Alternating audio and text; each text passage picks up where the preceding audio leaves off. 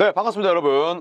조코프TV의 조현일입니다. 저는 오늘 레이커스와 유타의 경기를 중계하고 지금 스튜디오에 왔는데 제 개인적으로 상당히 반가운 소식이 들려왔습니다. 바로 마켈 펄츠의 세크라멘토 행이었는데요. 물론 제가 세크라멘토라는 팀에 대한 호감이 있긴 합니다만 마켈 펄츠를 좀 좋아했었어요. 왜냐하면 상당히 그 독특한 리듬, 그 다음에 통통 튀는 볼핸들링, 슛은 없지만 그래도 아주 훌륭한 스킬셋, 이런 부분 때문에 마켈 펄츠를 나름대로 좀 애정했던 선수였는데 디어런 팍스를 내보낸 세크라멘토가 디어런 팍스보다 4순위가 더 높은 1순위 출신의 마켈 펄츠를 새롭게 영입했습니다.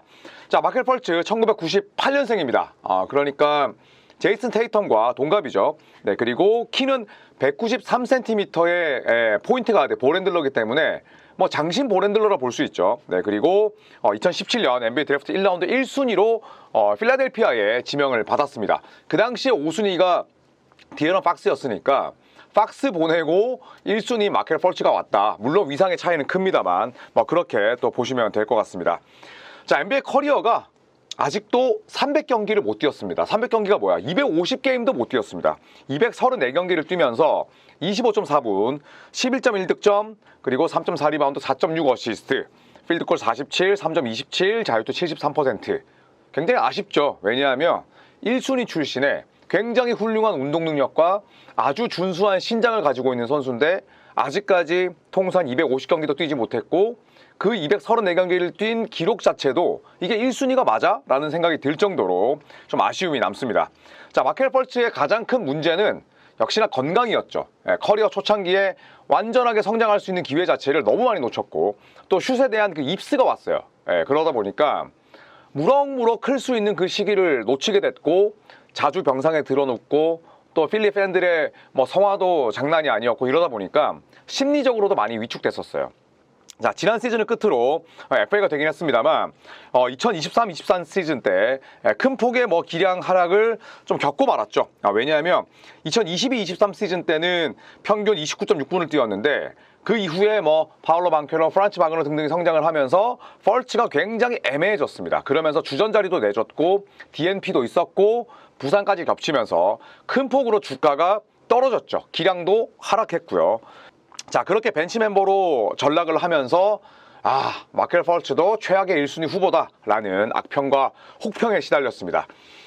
올랜도 매직은 볼핸들러가 굉장히 부족한 팀입니다. 부족하다기보다는 빅 윙을 볼핸들러로 쓰기 때문에 키가 작은 볼핸들러가 있으면 좋고 아니어도 그만이다. 그래서 펄츠를 잡지 않았죠. 그런데 이 마켈 펄츠가 2022-23 시즌이 끝나고 만약에 FA로 풀렸다면 분명히 어떤 팀들이든 계약을 했을 겁니다. 자, 그런데 기량과 주가가 떨어지고 나서 그리고 자유계약 선수로 풀리다 보니까 아직까지 팀을 구하지 못했던 거죠. 그리고 우려되는 부분이 역시나 출석률이라 볼 수가 있는데 7시즌 동안에 통산 234경기 출전. 그래서 단순하게 계산을 하자면 평균적으로 한 30경기 넘게 뛴다. 33경기 뛴다. 절반도 안 된다. 그렇기 때문에 출석률, 즉 건강, 컨디셔닝이 가장 우려스럽습니다. 자, 그리고 또 하나는 바로 3점이죠. 통산 3점이 234경기에서 288개밖에 던지지 않았습니다. 그러니까 한 경기당 볼핸들러가 3점을 1개 정도밖에 시도하지 않은 거죠. 그리고 성공 개수가 79개. NBA 통산 뛰면서 190cm 초반대의 볼핸들러가 3점을 100개도 넘기지 못했습니다. 요즘에는 100개를 누구든 한 시즌에 빅맨도 넘기는 시대인데 그만큼 현대농구 추세와는 맞지 않는다고 볼 수가 있는 거죠. 그나마도 3점 성공률이 27.4%. 굉장히 좋지 못합니다. 그런데 야투는 높아요. 47.2%라는 거는 그래도 미드레인지 게임 입스를 극복하면서 숏점퍼, 그 다음에 림에서의 마무리 이런 부분들은 나쁘지 않다는 거죠. 본인의 운동 능력과 신장을 잘 살리고 그 다음에 자유투 73.1%면 결국에 이거는 3점과 맞닿아 있는 거죠. 자, 그래서 세크라멘토에서는 아웃사이드 슈팅을 기대하기보다는 말 그대로 하프코트까지 볼을 운반하고 플레이 메이킹을 하는 그런 용도로 쓰지 않을까 생각을 합니다. 자, 박스의 빈자리를 메우기에는 무리가 있습니다. 자, 하지만 지금 세크라멘토는 볼핸들러가 너무 부족하긴 하고요. 네, 그리고 지금 이 마켈 펄츠의 커리어가 나오는데 자, 잘 보시면 1년차, 2년차 때까지 두 시즌 통산 33경기를 뛰었어요. 그런데 올랜도 매직으로 이적하고 나서 기량을 꽃피웁니다. 3년차 때 평균 12.1득점, 이후에 4년 연속 두 자리 득점을 올렸어요. 네, 그리고 중간에 뭐 엄청나게 드라마티컬하게 성장하진 않았지만 3점을 던진 시기도 있었습니다. 네, 특히나 19-20 시즌 때 135개 3점을 시도하면서 이 기록이 본인의 커리어에서 가장 많은 3점 시도 개수, 그 다음에 가장 많은 3점 성공 개수였어요. 그런데 그 이후에는 다시 3점을 봉인하긴 했지만 그래도 꾸준히 두 자리 득점을 올렸습니다. 자, 하지만 아까도 말씀드렸듯이 2022-23 시즌을 끝으로 이 올랜도 매직이 빅 윙에게 볼핸들러를 맡기면서 결국 마켓 펄츠는 자리를 잃고 말았죠. 자, 하지만 디에런 팍스의 빈자리를 완벽하게 채우지 못한다고 하더라도 저는 세크라멘토에게는 반드시 필요한 유형의 선수라고 생각을 합니다. 자, 왜냐하면 일단은 세크라멘토가 볼핸들러가 없어도 너무 없어요. 자, 디에런 팍스가 떠나면서 말릭 몽크가 주전 1번으로 뛰고 있습니다. 그리고 키온 앨리스를 저는 볼핸들러라고 생각하진 않아요. 지금 굳이 따지자면 그냥 윙 디펜더에 가깝습니다. 왜냐하면 뭐 시야가 좀 좁고 플레이메이킹은 발전이 필요하고 뭐 이런 부분도 있지만 그냥 태생 자체가 볼핸들러라고 보기는 저는 어렵다고 생각을 해요. 그리고 맥러플린 선수도 떠났죠. 그러니까 볼핸들러가 없습니다. 예, 뭐 더만 드로잔, 잭 라빈이 하프코트 셋에서 뭐 물론 플레이메이킹을 할 수 있다고 하더라도 말릭 몽크의 부담을 덜 수 있는 그런 볼핸들러 자체는 저는 없다고 생각을 해서 반드시 필요한 영입이었고요. 자, 그렇기 때문에 사실 마켓 펄츠가 3점이 약점이고 또 세크라멘토도 3점 자체가 좋지 않은 팀입니다. 3점 시도 개수 21위, 3점 성공 개수 24위, 3점 성공률 26위.